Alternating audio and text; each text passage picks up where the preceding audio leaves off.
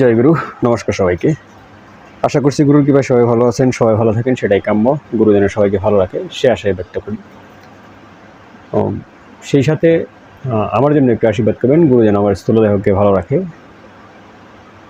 আর আমার সাথে যারা দীর্ঘদিন যাবত আছেন তাদের কাছে আমি খুব কৃতজ্ঞ, আপনাকে ভিডিও দেওয়ার জন্য উৎসাহ করেন।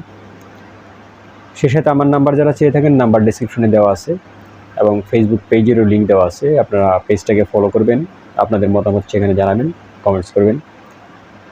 যেহেতু নাম্বার দেওয়া আছে, বেশি প্রয়োজন পড়লে হোয়াটসঅ্যাপ কিংবা এমনিতে আপনারা আমাকে মেসেজ পাঠাবেন কিংবা কল করবেন।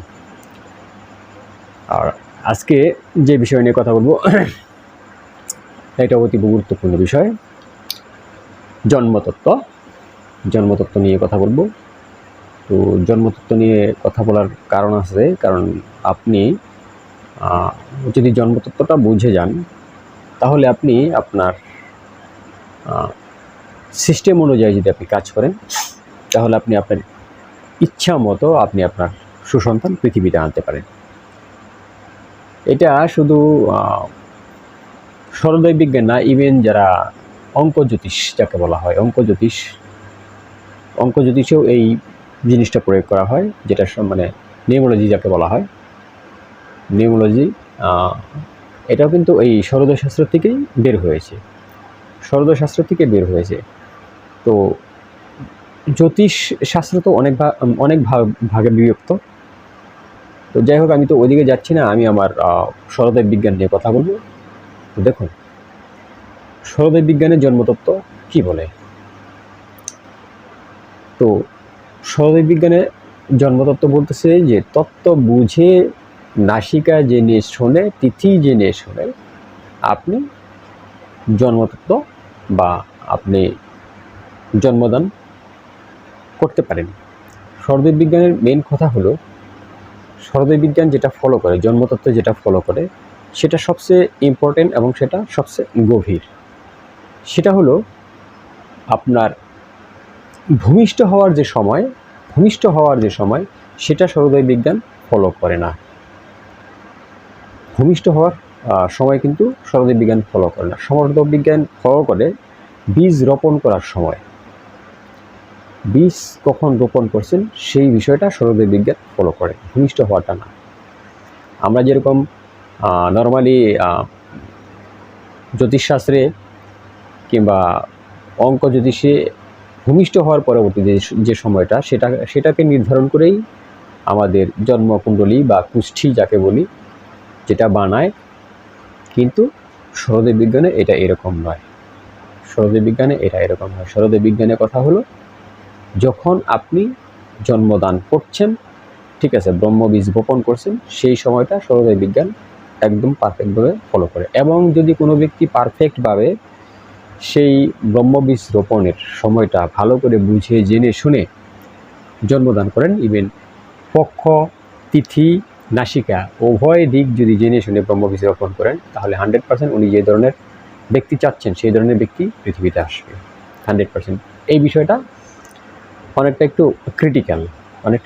এর জন্য যখন মানুষ কামের ঘরে চলে যায় তখন তার হুঁশ থাকে না, বেহুশ হয়ে যায়। তো বেহুশ হওয়ার দরুনেই আমাদের এই সমস্যাগুলো হয়। কনসেপ্টটা একটু বুঝে নেই, ভালো করে বুঝলে এটা মানে সুবিধা হবে। আমাদের দেহে 5টা তত্ত্ব আছে, আমরা জানি, ক্ষিতি, অপ্তি, স্মরণ, ধূম, ঠিক আছে। তো এই যে ক্ষিতি, অপ্তি, স্মরণ, ধূম, এটা কিন্তু প্রতি ঘন্টায় আমাদের দেহে চলে। আকাশ, বাতাস, আগুন, জল, পৃথিবী, এটা তো আমি সবসময় বলেছি। তো এই প্রত্যেকটা তত্ত্ব সম্বন্ধে আপনার জ্ঞান অর্জন করতে হবে। এবং শুক্লপক্ষ এবং কৃষ্ণপক্ষ, এই দুটাও আপনার জানতে হবে।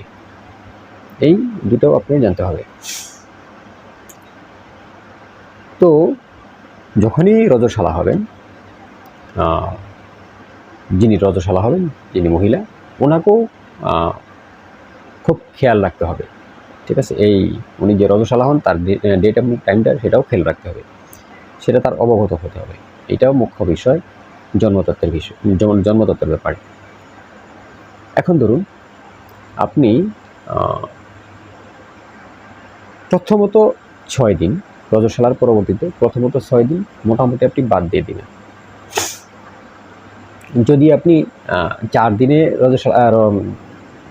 রজস্বলা হওয়ার পর যদি 4 দিনের কালে যান, রজস্বলার থেকে 4 দিন, কিন্তু রজস্বলার থেকে 4 দিন, তো সেই ক্ষেত্রে আপনার যে সন্তান পৃথিবীতে আসবে সেটা অনেক রোগাশোগা পৃথিবীতে আসবে, রোগাশোগা পৃথিবীতে আসবে। যদি 6 দিনে যান তাহলে তার চেয়ে একটু ভালো স্বাস্থ্যবান আসবে, ঠিক আছে। এরকম দিন যতদিন বাড়বে, ঠিক আছে, একটু ভালো ভালো তার চেয়ে একটু স্বাস্থ্যবান ছেলেপেলে আসবে। এখন যদি কোনো সন্তান যদি বায়ুতত্ত্বে জন্মগ্রহণ করা হয়, বায়ুতত্ত্বে, তাহলে সেই সমস্ত সন্তান রোগা দুবলা পাতলা হয়, রোগা দুবলা পাতলা হয়। যদি কোনো সন্তান পৃথিবী তত্ত্বে জন্মগ্রহণ করা হয় তাহলে সেই সন্তান স্বাস্থ্যবান হয়। যদি কোনো সন্তান জল তত্ত্বে জন্মগ্রহণ করা হয় তাহলে সেই সন্তান স্বাস্থ্য মিডিয়াম থাকে, মোটামুটি ভালো স্বাস্থ্য, বাট সেটা মানসিকভাবে অনেক ক্লেভার হয়, ঠিক আছে, অনেক স্মার্ট হয়। যদি কোনো সন্তান অগ্নিতত্ত্বে জন্মগ্রহণ করেন তাহলে তার রাগ বেশি থাকে এবং শরীরের তার এনার্জি অনেক বেশি থাকে, স্বাস্থ্যও ভালো থাকে, কিন্তু অগ্নিতত্ত্বের সমস্যা হলো তার রাগটা অনেক বেশি থাকে। আর যদি আকাশতত্ত্বে হন তাহলে সেটা বিকলাঙ্গ হতে পারে কিংবা মৃত হতে পারে। এইটা কিন্তু ধরে নিলেন, এটা ভালো করে বুঝে নিলেন। এখন কথা হলো, আপনি চাচ্ছেন একটা যোগ্য ভালো সন্তান নেবেন, যোগ্য ভালো, ঠিক আছে। তো যোগ্য ভালো সন্তান যদি নিতে চান, যোগ্য এবং ভালো, তাহলে আপনাকে সন্তান হয় পৃথিবী তত্ত্বে নিতে হবে, নয় জলতত্ত্বে নিতে হবে, পৃথিবী তত্ত্বে নয় জলতত্ত্বে। আর কোনো সন্তান যদি আপনি অগ্নিতত্ত্বে জন্মগ্রহণ করান, অগ্নিতত্ত্বে যদি জন্মগ্রহণ করান এবং সেটা যদি কৃষ্ণপক্ষে হয়, অগ্নিতত্ত্বের সন্তান যদি কৃষ্ণপক্ষে হয় তাহলে অনেক খুব রাগী ব্যক্তি, খুব রাগী এবং পিতামাতার অবাধ্য, পিতামাতার কথা তো শুনবেই না, ঠিক আছে, এবং এখানে যেখানে সেখানে যাবে সেখানে তার ভেজাল একটা না একটা করবেই, ঠিক আছে, ভেজাল একটা না একটা করবেই। এই ধরনের সত্তার আপনার পৃথিবীতে আসবে। ঠিকই অগ্নিতত্ত্বে যদি আপনি আবার সেটা শুক্লপক্ষে হয় সেটা তো ভেজাল থাকবেই, ঠিক আছে, ভেজাল তো থাকবেই, কিন্তু ওই তুলনায় কম থাকে, কৃষ্ণপক্ষের তুলনায় কম থাকে। কিন্তু এই ছেলে যদি অগ্নিতত্ত্বে যে সমস্ত ছেলে আসে এরা খুব সাহসী হয়, সাহসী হওয়ার কারণ তো বুঝতেই পারছেন, অগ্নিতত্ত্বের জন্ম, এরা খুব সাহসী হয়। যে কোনো জায়গায় যে তারা যে কোনো ধরনের সমস্যার তারা ফেস করতে পারে, সেটা হোক লিগেল কিংবা ইলিগেল, ঠিক আছে।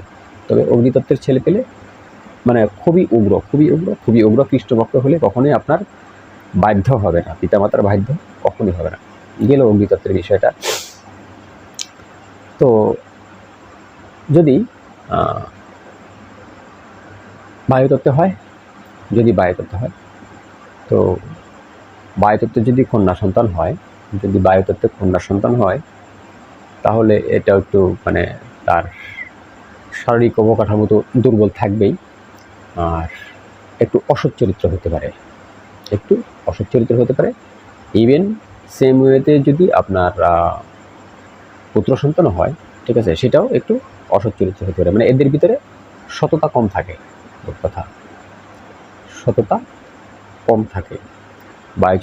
বায়ুতত্ত্বের ছেলে মেয়েদের ভিতরে সততা অনেক কম থাকে, আর এদের মস্তিষ্কে অনেক ক্রিটিক্যাল বুদ্ধি থাকে, এদের দাঁতের বুদ্ধিও আমরা পাবো না, ঠিক আছে, এদের বুদ্ধি যথেষ্ট বেশি থাকে বায়ুতত্ত্বে। আর যদি আপনার জলতত্ত্বে হলে খুবই শান্তশিষ্ট বাচ্চা হবে জলতত্ত্বে হলে। এখন যদি পৃথিবী তত্ত্ব হয় তাহলে অনেক ধৈর্যশীল হবে, স্বাস্থ্য সুগঠন বাচ্চা হবে। এখানে দেখার বিষয় হলো অগ্নিতত্ত্বে এবং বায়ুতত্ত্বে যদি সন্তান হয় তাহলে এই দুইটাই সবচেয়ে বেশি প্রবলেম ক্রিয়েট করে। আর আকাশতত্ত্বে যদি হয় তাহলে সেটা হয়তো বিকলাঙ্গ হবে, হয়তো প্রতিবন্ধী হবে, না তো মৃত হবে। এই গেল বিষয়।